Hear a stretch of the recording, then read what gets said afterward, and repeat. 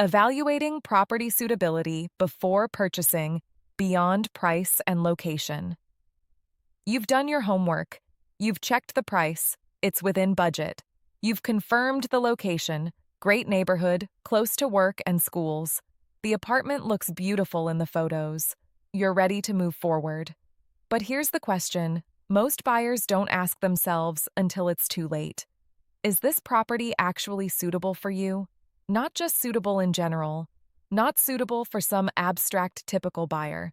Suitable for you, your specific life situation, your family composition, your lifestyle, your work patterns, your health needs, your long-term plans. I've seen it happen countless times. People buy properties that check all the conventional boxes, but turn out to be fundamentally unsuitable for their actual lives. The young couple who buys on the 5th floor without an elevator, then has twins and can't manage the stairs with strollers. The remote worker who buys in a building with terrible internet infrastructure. The person with mobility issues who doesn't realize the building has no disabled access. These aren't small inconveniences. They're daily frustrations that affect quality of life for years or even decades.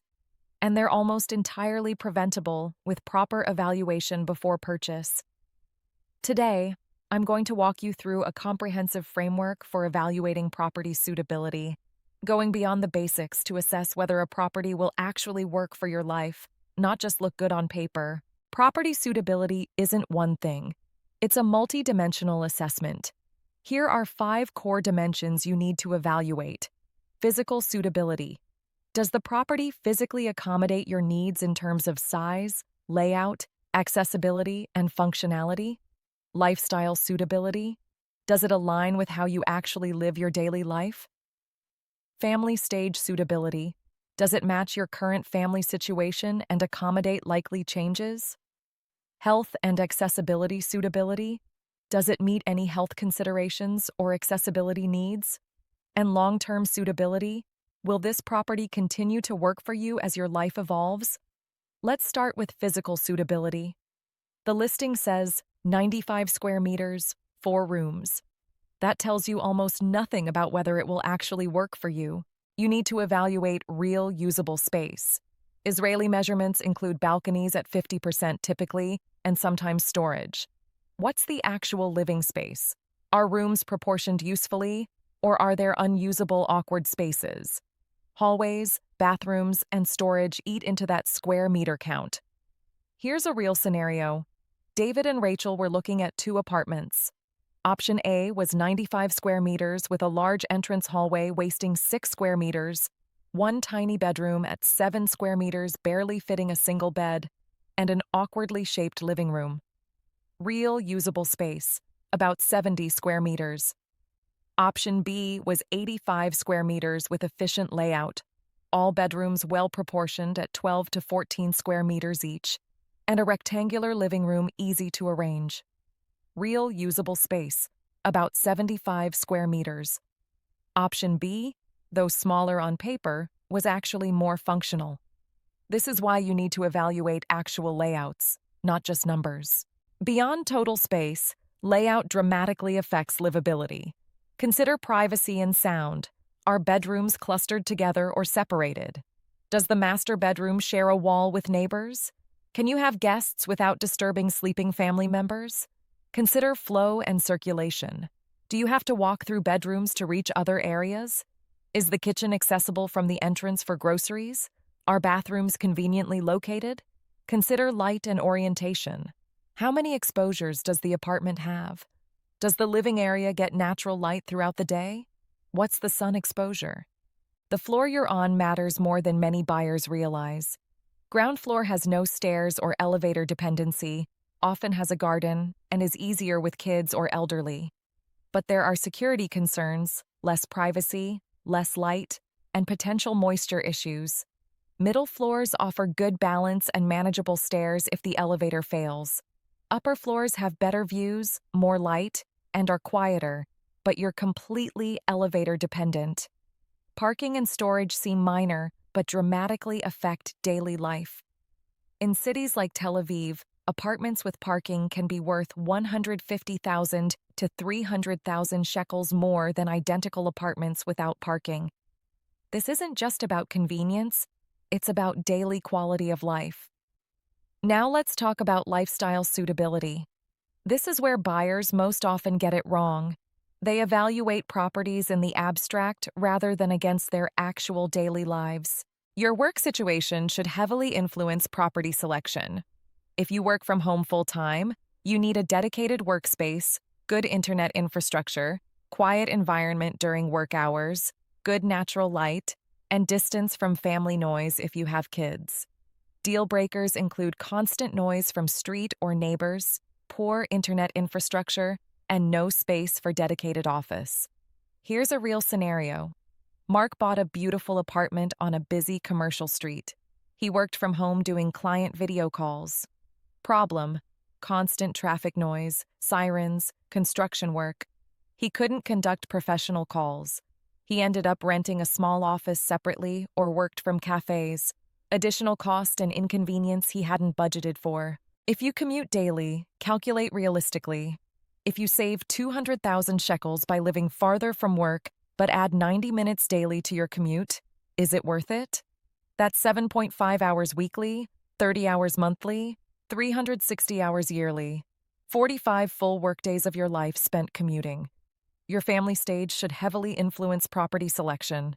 Young families with babies and toddlers need proximity to playgrounds and parks, safe outdoor space for kids, ground floor or reliable elevator for strollers, storage for baby equipment, and a bathtub, not just a shower. School-age families have different priorities. School quality and proximity is huge. Safe walking routes to school, room for each child or plan for sharing, homework spaces, and proximity to after-school activities. Empty nesters have shifting priorities. You may not need large space anymore.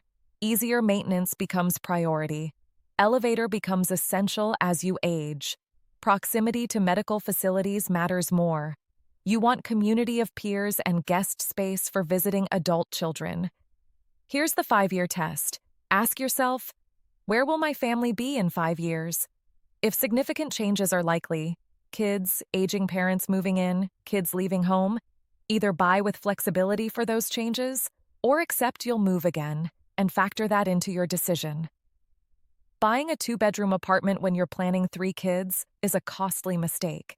You'll either live cramped for years or face the expense and hassle of moving again soon. Health considerations, your own or family members, should fundamentally shape property selection. If you or a family member has mobility issues, essential features include ground floor or building with reliable, spacious elevator, wide doorways, no steps within the unit, accessible bathroom, and wide hallways. Future planning matters too. Even if you're mobile now, if you plan to age in this property, accessibility matters. Adding accessibility features later is expensive and sometimes impossible.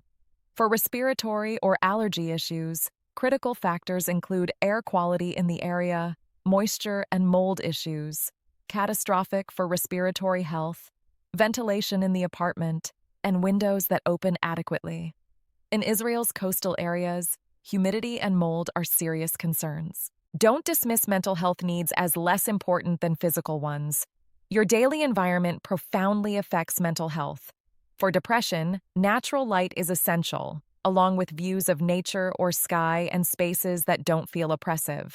Long-term suitability is about whether the property will continue to work as your life evolves. Can the property adapt to changing needs? Are there building rights for future expansion? Can rooms convert from office to nursery to teen room? Consider ongoing expenses beyond just the purchase price. What's the Arnona? What are the Va'ad Bayit building fees? What's included? Are special assessments likely? What are utility costs? Older buildings often have higher costs. Being house poor, where your property expenses consume so much of your income that you can't enjoy life, is a quality of life disaster, even if you technically own a nice property. Here's a practical framework for assessing overall suitability. Create your criteria list. Categorize them as essential. Deal breakers that are non-negotiable. Important, significant factors that aren't absolute deal breakers, and preferred. Nice to have that improved quality of life, but you can live without them. Then score each property. For essential criteria, it's yes or no. Any no should eliminate the property. For important criteria, rate 1 to 5, with 5 exceeding expectations. For preferred criteria, also rate 1 to 5 as tiebreakers. When you visit properties, go beyond the standard walkthrough. On your first visit, observe first impressions, overall condition and layout, light, noise, smells, and neighborhood feel. Test water pressure, electrical outlets, windows, storage spaces, and cell phone reception. On your second visit, bring measuring tape, your actual furniture dimensions, camera for photos, and notebook for detailed notes. Measure rooms and imagine furniture placement. Test the commute at actual commute time. Walk the neighborhood thoroughly. Talk to neighbors if possible. Visit at night. It's a completely different feel. Before signing the contract, do the 48-hour test. Day 1. Imagine living in this property for a full day in detail. Walk through waking up, morning routine, leaving for work, coming home, evening activities, going to bed. Do you feel good about this imagined day? Day 2. Imagine problems. Elevator breaks. Can you handle stairs? You're sick. Is it comfortable to recover here? Unexpected guests. Where do they stay? Financial strain. Can you afford this if income drops? Can you handle these scenarios? If both days feel good, you probably have a suitable property. If either day triggers significant anxiety or concerns, pause and reconsider. Here's what I want you to understand. A property can be beautifully renovated, perfectly priced, in a great neighborhood, with excellent resale potential, and still be wrong for you. Suitability is personal. It's about the match between a specific property and your specific life. No amount of objective quality can overcome fundamental unsuitability for your situation. The beautiful penthouse with stairs is unsuitable if you're planning kids. The ground floor apartment with garden is unsuitable if you work nights and need quiet days. The cheap apartment with long commute is unsuitable if your time is valuable. Buyers get seduced by deals, by beauty, by prestige, by investment potential. They overlook the daily reality of living somewhere that doesn't actually fit their life. Don't make this mistake. Do the work up front. Be honest about your actual needs, not aspirational ones. Evaluate systematically, not emotionally. Test the property against your real life, not your imagined one.